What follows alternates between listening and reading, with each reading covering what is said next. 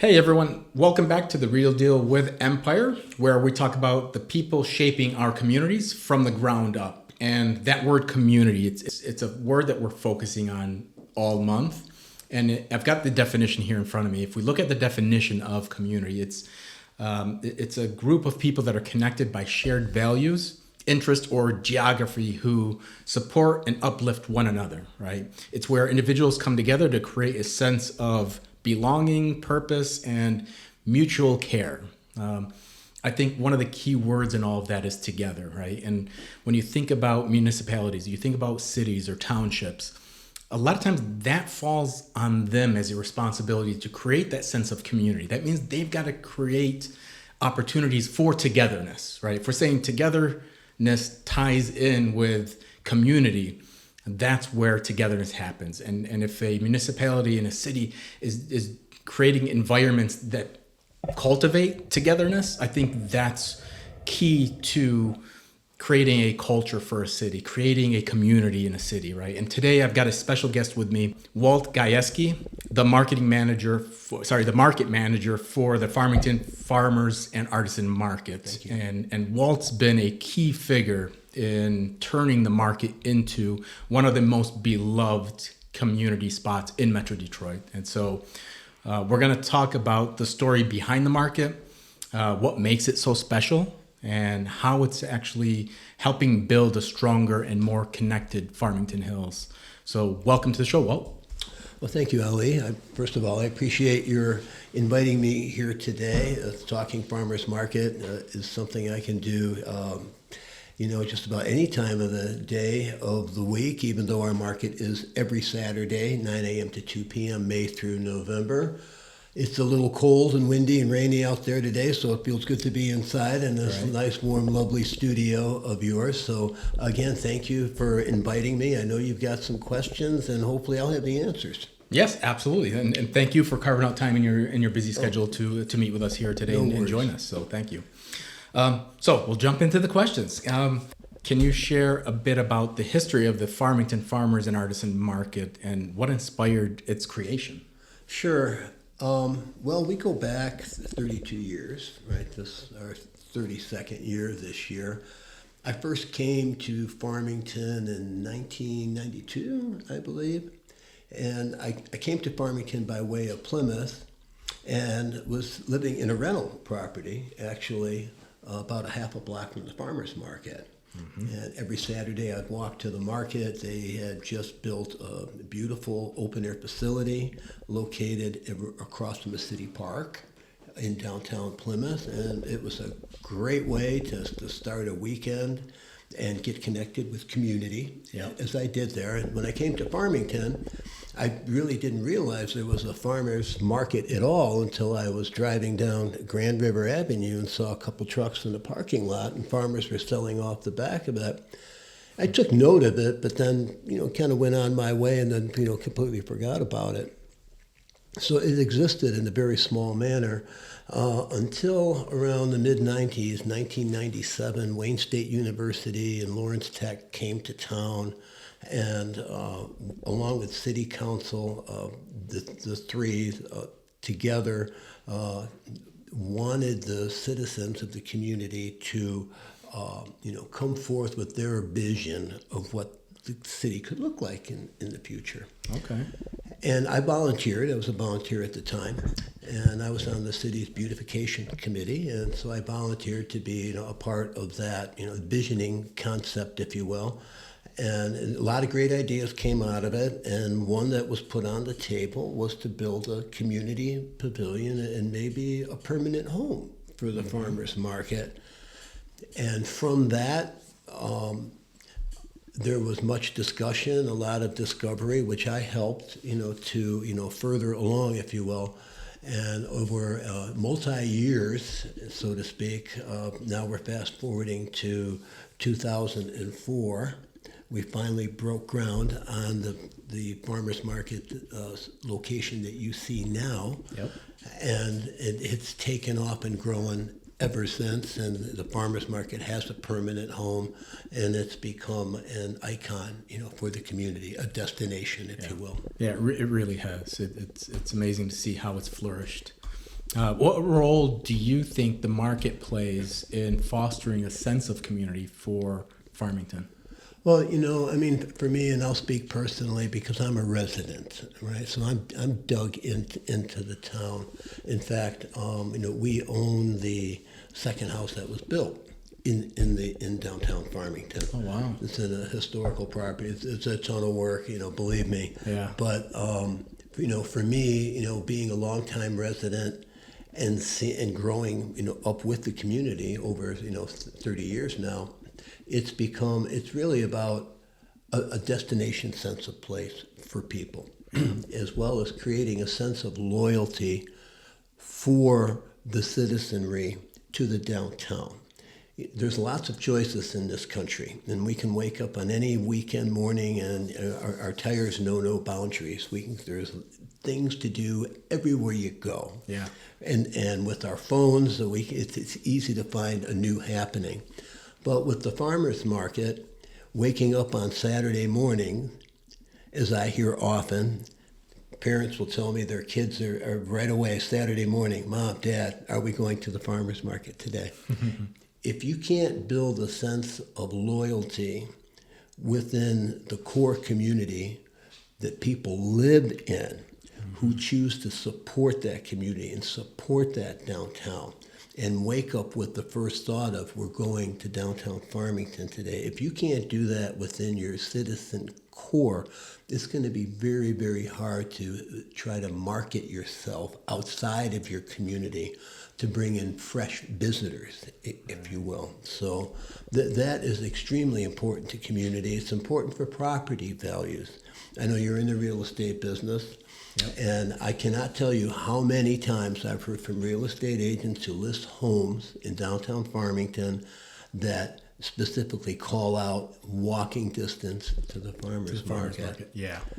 And I've had people approach me and tell me that they moved to downtown Farmington so they could be close, not just to the downtown, but to be able to walk to market on Saturdays. So that it really doesn't get any better than that, Ali. Yeah, that really is amazing. And it is so attractive when you see all the people walking around and you see the downtown area full and children running around and playing. It's something that you want to be a part of. Oh, there's a draw to that, right? It's a dynamic. Yeah, that's certain.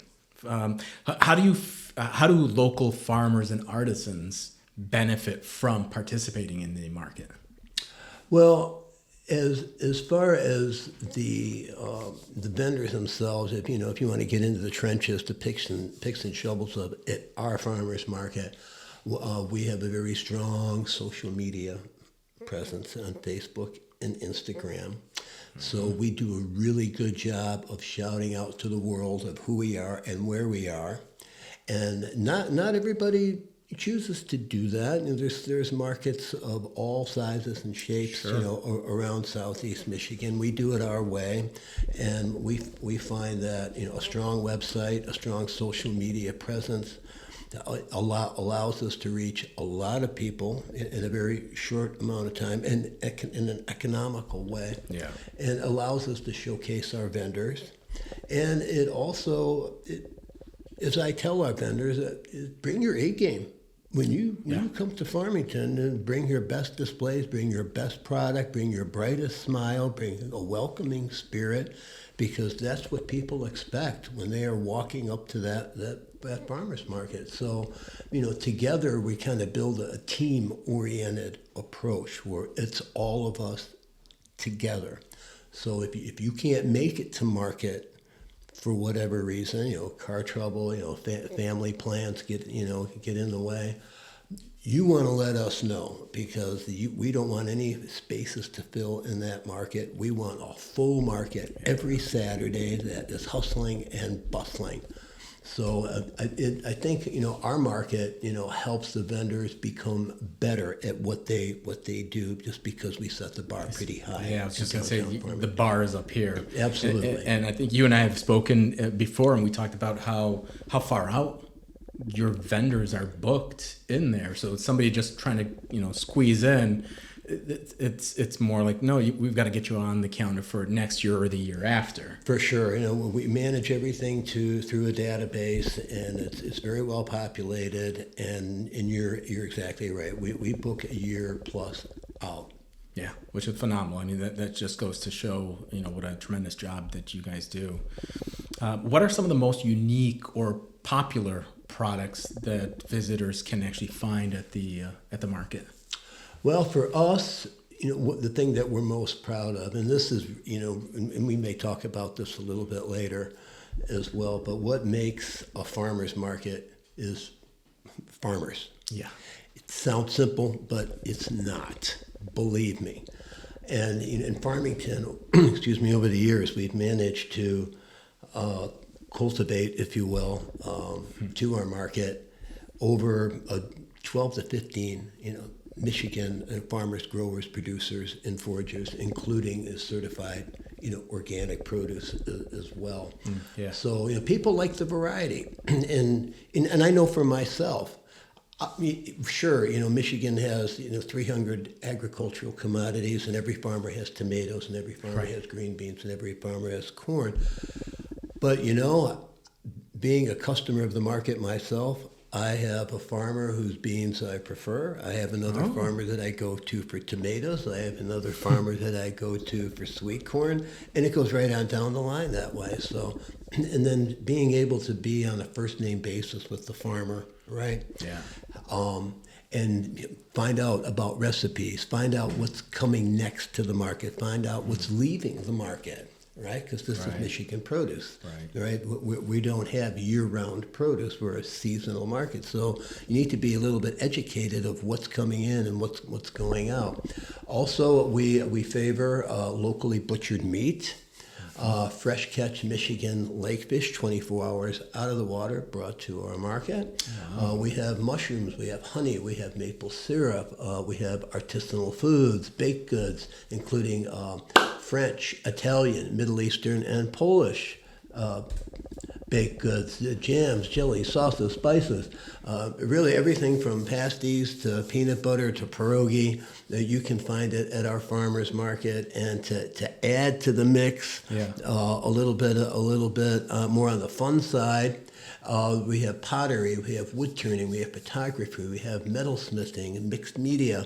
People might come to the market and maybe you need that table gift. Someone watched your dog while you were away, or brought in the mail, and you want to say thank you. You want to give them something a little unique. I mean, you can go to the drugstore, I suppose, or a big box retailer. Not very unique though. Well, when you buy something for somebody at the farmer's market and you hand it to them and say, "I got this at the farmer's market," it sounds a little bit more. There's special. more sentimental value to it. Yeah, and that something was made locally, right, as well. So. And then there's the ready-to-eat component. I never thought I would say this, but a hallmark of our market is Petey's Donuts. We make our donuts on site, or Petey's does. We make donuts on site every Saturday. They roll off their little conveyor lines. They're made fresh. I'm salivating, guys. They are made hot. And the line starts at 8 a.m. and it never goes down until 2 p.m. It's incredible. So especially in the fall when the weather turns and we get the fresh cider made off the farms, and you have a hot donut. It's just part of life in the Michigan small town, as we call it. So it really is fabulous, and hearing you rattle off all the different vendors and options that they have there and what they cater to and what they've got. It really, I'm not joking when I say I got hungry. I started salivating. It's amazing to see that a community can have all these different things, and that the focus is it's all Michigan-based products that are coming to the market. It is, and you have to have farmers, obviously, to make a farmer's market, and that's not an easy thing to do. Farmers like to go to communities where there's going to be a big, strong customer base. customers will like to choose the farmers market that has a lot of variety to offer. And it's kind of like the chicken and egg. The farmers are, you bring me the customers and I'll come to your market, and the customers say, you bring me the farmers and I'll come to your market. So when I took the job 15 years ago, now I've been at it, I made the decision at that time to just expand the market and go after as many farms as I could. And it's worked. In the beginning, our longtime farmers were, well, we don't need any more farms. We don't need any more farms. Now, my longest running farmer will tell me, I don't know what it is, Walt, but every time you bring in another farm, I make more money. And it's true. It's that variety. People appreciate the variety. And then on the other side of it, the farmers appreciate that we have artisans. They value the people that do wood turning or hand building or metal smithing. Those are, you can come to the farmers market and you can spend 10 minutes and pick up some tomatoes and some sweet corn, peppers and onions and be on your way in a hurry. Or you can spend half a day. Mm-hmm. And if you're looking for that gift item, for example, it takes a little bit more to decide whether you want, a piece of pottery or a hand-turned wooden bowl. Right. And then and it's a little bit longer through the market. And one of the things that I have always wanted to do was to create a critical mass for crowd building. The market has to be big enough and expansive and diverse enough so that when one group is making their way halfway through the market, another fresh crowd of people are coming in. And then they clash. And then you see somebody that, just came into the market that you recognize a face. And then you stop and you meet and you talk and you sit and you have coffee or you have a Petey's donut. And that's community. That's community, right? Those are voices reaching out to each other. Yeah. So it's exciting, and every week is different, and it's really fun to see. Can you talk about any of the challenges that the market's actually faced and how you overcome those challenges? Yeah, I looked at your questions over, and I see like the next two are kind of combined. Mm-hmm. To me, when we talk about challenges of sorts, and obviously, the biggest one was COVID. Yes. Yep. So, back in 2020, everything was completely shut down. I had COVID myself at the time. And, I had to, face the prospect of opening the farmers market when I was really sick and I got hit hard by COVID, really hard. And everything was shut down. There was no protocol. There were no answers of what anybody should be doing other than stay home. Yeah. Right? So with the town of Farmington essentially shut down and the prospect of opening a farmer's market and having to communicate to our city leadership that it was safe to go out in public. When the rest of the world was saying it's not safe, but we were able to pull together other market managers from around the state, because I didn't mention this earlier, the farmers market is a member of the Michigan Farmers Market Association, which is the umbrella organization for all the farmers markets in the state. Okay. So at that time, we put together a think tank, if you will, of market managers that were committed to wanting to open in the face of COVID, and working through MIFMA, the Farmers Market Association, and the Michigan Department of Agriculture, which has a strong inroad into Lansing, and the governor's office. We were able to have Governor Whitmer write an executive order that farmers markets were essential to human life. Nice. Yeah, that's important. And if you think about it, though, at the time, the grocery stores were still open. So one can go to Kroger and do their shopping there. And you would think that, okay, an open-air market might be a little bit safer than going to a closed environment like that. So to me, it sounded a little bit more natural to go to an open-air market than some kind of big box building. 100%. We are a very popular market, and today we're welcoming close to 4,500 people a week. That's very, very strong for a 5-hour weekly farmers market. And on The first Saturday in May of 2020, we opened right when COVID was raging. Yeah. And we opened with 14 vendors, down from over 50. And we welcomed 546 people on that first day when we're used to welcoming over 4,000 people. Quite the difference. Quite the difference. But every week, a little bit more, because exactly what you said. People felt comfortable being out in the open air, where they could look around and they could create their own space. If they wanted to distance themselves, they could. And we had strong protocols in place. I mean, everybody worked to make an experience safe, whether it's in a grocery store or outdoors. And we certainly did our homework in our fair share to do that. But people felt safe enough so that by the end of the year, we set a record for attendance.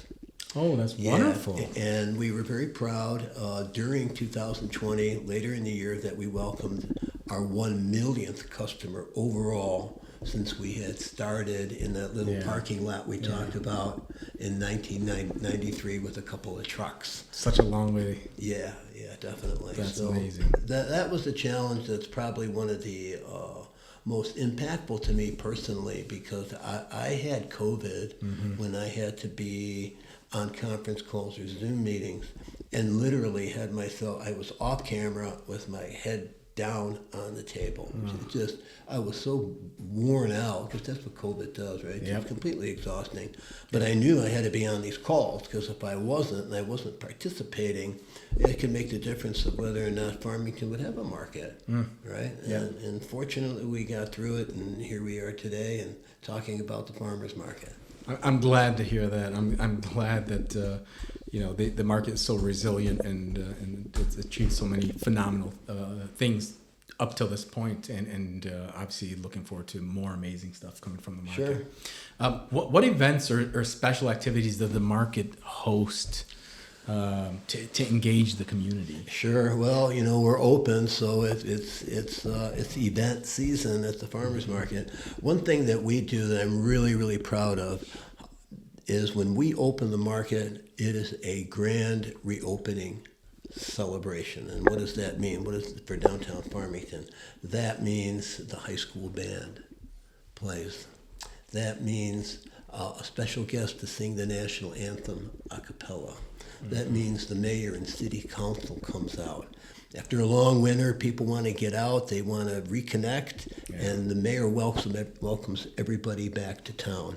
So we open with our own, blend of pomp and circumstance, and then from there's a whole calendar of events, including this Saturday, which is our 12th annual Strawberry Shortcake Day.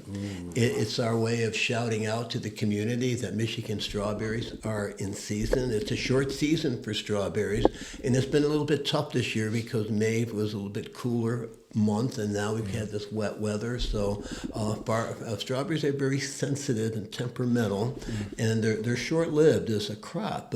But we have strawberries, and this weekend is our 12th annual Strawberry Shortcake Day. It's a fundraiser for the farmers market because we essentially operate as a nonprofit, right?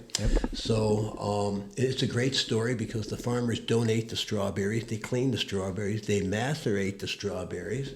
Local dairy farm, Calder Dairies, cows make their ice cream for this event with their Holstein and Swiss brown cows. And one of our farms has a commercial kitchen on their property, and they bake all the biscuits. So, I mean, I'm not a big dessert guy, but if I eat one dessert, seriously, if I eat one dessert, it's going to be this Saturday. That's the one, yeah. And we've sold out every single year. We're going to sell out this year. It's going to be a nice weekend coming up. So they should get there early. Yeah, as soon as the health inspector comes through and says you're good to go, right, that we're ready for safe serve, then we'll get going right about 9 a.m. and it won't stop until the last portion is served. Other things that we do coming up 4th of July is our All-American Market. President and Mrs. Lincoln will be joining us. The fire department brings out the big ladder truck and hangs this ginormous American flag over the market. We'll be grilling hot dogs. We'll have some Civil War reenactors, coming to the market. We have a Civil War brass band coming. We will have some runaway slaves coming to the market as reenactors, because Farmington is originally built as a Quaker settlement. They were abolitionists, very much against slavery, right? And in fact, the house we live in now was part of the Underground Railroad that helps protect slaves. So that's coming on in July. And in August, we have an ice cream social where we're going to do some root beer floats sponsored by Faygo, right? And again, called Dairy Ice Cream. We do a fall harvest celebration where the entire downtown is decorated with pumpkins and corn stalks and straw bales and dried flowers. And it's a celebration that spills after the market and into the evening with bonfires and food and live music. And it's a way to thank our farmers for working so hard to bring us the good food that they do, and to recognize that the cold weather's coming, and there won't be much longer before we have to put the market away for the season. So it's kind of a start of a grand finale. In October, we do police and pancakes. Our local police department is a great, friendly, fun group of guys. And I'm not saying that just because I'm a resident. I work with the public safety team in downtown Farmington. And they're out there at the market on Saturdays. They're walking around. They're engaging with kids and families. They want to be approachable. They want you to ask questions of them. So in October, one of the police officers came up with this idea of, how about a free pancake breakfast? So that's what they do, and they're out there cooking in full uniform on Saturdays, making breakfast for the community. And then I'll just fast forward. Our grand finale is the haunted farmers market, where all the kids trick or treat the downtown and trick or treat the market. And it's a great, colorful way to end the season. But we're not there yet. We got a long way to go. It's only June, so add to that live music every week, children's activities, cooking demonstrations. There's always so something many things happening. to do there. And again, it's not transactional. It's an experience. Yeah, I love that.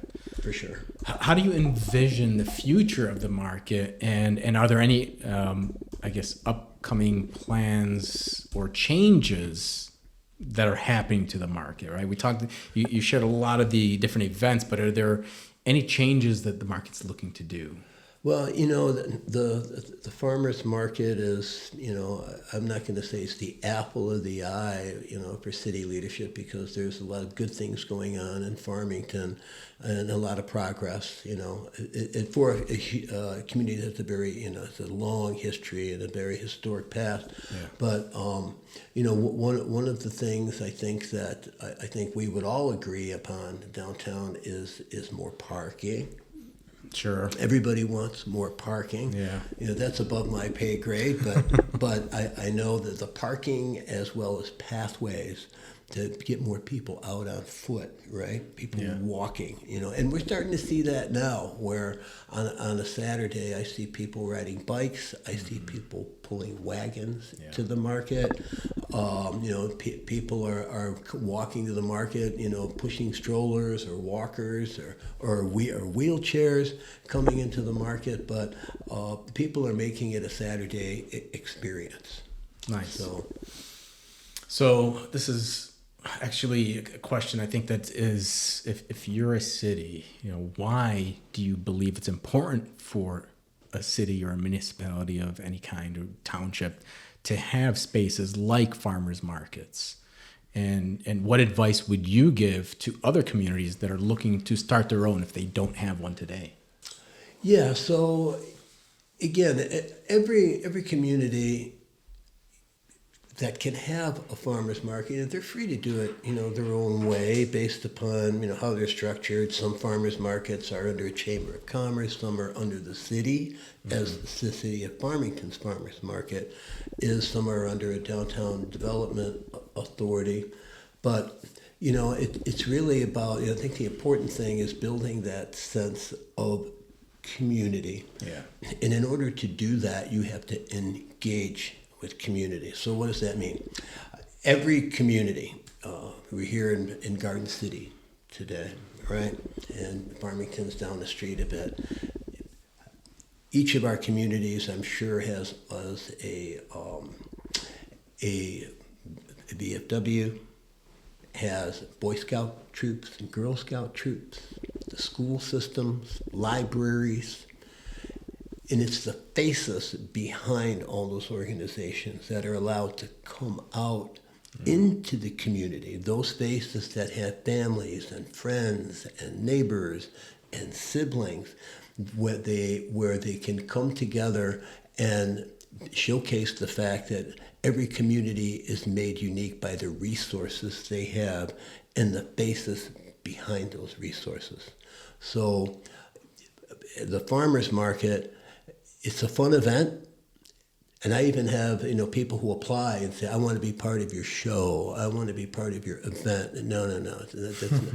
This is a community marketplace, but it's also a resource. Mm-hmm. So hospitals come and they do health screenings. Mm. The library is coming this weekend, and they'll bring books for the kids to read. Right? We work with the schools. Who work with children that are have maybe learning challenges but are learning to express themselves by maybe building some handcrafts where they can come out into the market and build their confidence, self-confidence, if you will, express their imagination and their creativity, and participate with others. So it's really about community coming together, and I can tell you, when I started this job, the farmers market in Farmington was largely white women over the age of 50. Okay. And now it's 8 to 80. It's kids. Yeah. It's seniors. We have a very strong, Indian population. Mm-hmm. Other neighboring communities have strong Asian population, African American. It's diverse. It's really inclusive. Yeah. It's welcoming. And what we have found, quite simply, is that food is just a wonderful common denominator. It unites us all. It really does. As they say, breaking bread together. And having been to the market several times now, it really is amazing to see the diversity there, from young to old to couples and families, and you see all walks of life there, which is very beautiful to see. Sure, and I'd just like to add one thing. I'd be remiss if I didn't. Of a lot of the programs that we do, probably the one that is most nearest and dear, to my heart, is a program that's called POP. And it stands for the Power of Produce, which is a national program. All farmers markets are welcome to be a part of it. We create programming for this program, POP, the Power of Produce, in our way, which is meant to teach children where food comes from. Nice. So kids between the ages of 4 and 12 will come to Farmington the first Saturday of every month. They meet the farmers. They scavenge the market. They have to answer a few difficult challenges, like how many colors of peppers there might be in the market that day. And once they complete a fun challenge, we give them actually vouchers to shop the market, accompanied by an adult, for a kid-friendly family recipe that they can take home with what they bought at the market. So again, it's all races, all welcome to the market.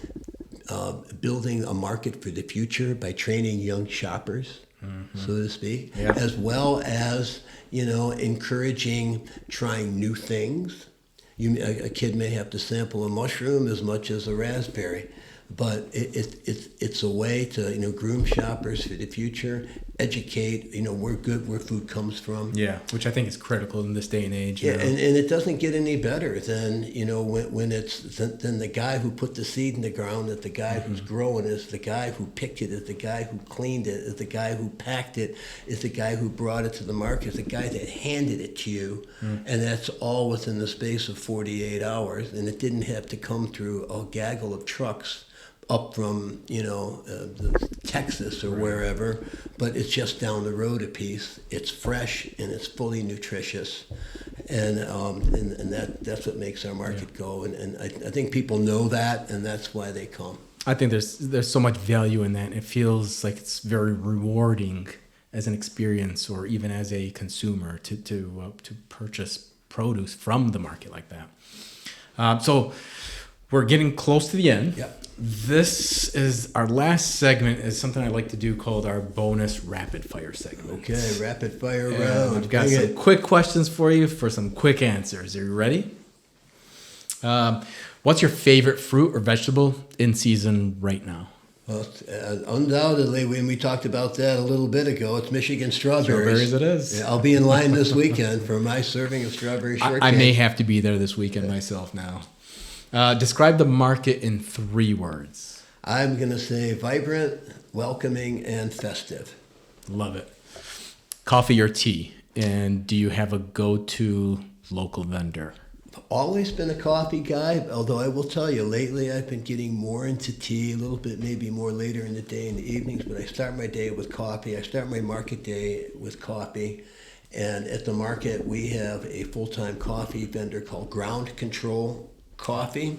That's my go-to. They just came up with a new farmers market roast. Oh, nice. Yeah, so that's a blend you'll want to try. But Farmington has benefit of 4 or 5 different coffee shops. There's the Apothecary, there's Blue Hat Coffee. Starbucks Coffee is 50 feet from the market. And when we talk about, diverging it, but how businesses, are impacted by the farmers market, I've been told that local Starbucks sales are up 30% when we have a farmers market. When you guys are there. On Saturday. Yeah. That makes sense. What's one hidden gem people often overlook at the Farmington market? You know what? I thought a little bit about that, and I have to say that the best kept secret is all the shops and stores around the market. A lot of people come to the farmers market because it's about the food, right? Yeah. It's about farm fresh. We get that. But it doesn't have to be a 5-minute experience. You can meet, you can hang out, you can shop, and in fact, just one quick story. I remember seeing a young mom at the market pushing a stroller with a couple kids, just t-shirt, shorts, early morning. And it was a few hours later that looked like the same person was really dressed up coming to the market. I said, "Do you have a twin sister?" Because I saw somebody look just like you a few hours ago, pushing a stroller around. She said, "That was me." I bring the kids in the morning. My husband works part-time on Saturdays. And in the afternoon, we get together with friends, and it's our date afternoon. Oh, okay. And we get together, we hang out, we listen to music in the park, we make plans for the evening, we have lunch together. So, that when you have that kind of an experience where you can make it, you can stay an hour, you can stay half the day. Yeah, it really is something. You can make it what you want. Yeah, so it's having that central core. Mm-hmm. And we're not outside the town in the parking lot. We are in the heart, You're right in the heart of it. Downtown Farmington. Yeah. And the other good story here is that we've actually incubated several businesses. We talked about Ground Control. Yep. Opened a store. They started at the farmers market. Canal, which is a French patisserie, expanding all over the place. They opened the brick and mortar store in downtown Farmington. The Chocolate Chip Bakery opened a store in downtown Farmington just last fall. So, people are settling in. I love that. a lot. Last question for you in this rapid fire is, if you could invite any famous chef or foodie to visit, who would it be? I'd bring in Martha Stewart. Okay. Yeah, I'm gonna go old school. Yeah. On that one, but everybody knows Martha Stewart. I think she'd be impressed with the market, and if she were near enough, she'd come back again and again. I love that. That's wonderful. Well, that's going to do it for this episode of The Real Deal with Empire. A huge thanks to Walt for joining us and giving us a deep look into the heart of the Farmington Farmers and Artisan Market. And if you enjoyed this episode, make sure that you subscribe so that way you don't miss out on our next episode. And if you're listening on Spotify, YouTube, or Apple Podcasts, please make sure that you hit the like button and leave us a review. Leave us some feedback. It helps for more people to discover the show and hear the great, amazing stories that we have that make up these thriving communities. And thanks again for tuning in, and we'll see you guys next time on The Real Deal with Empire. Thank you, guys. Thank you.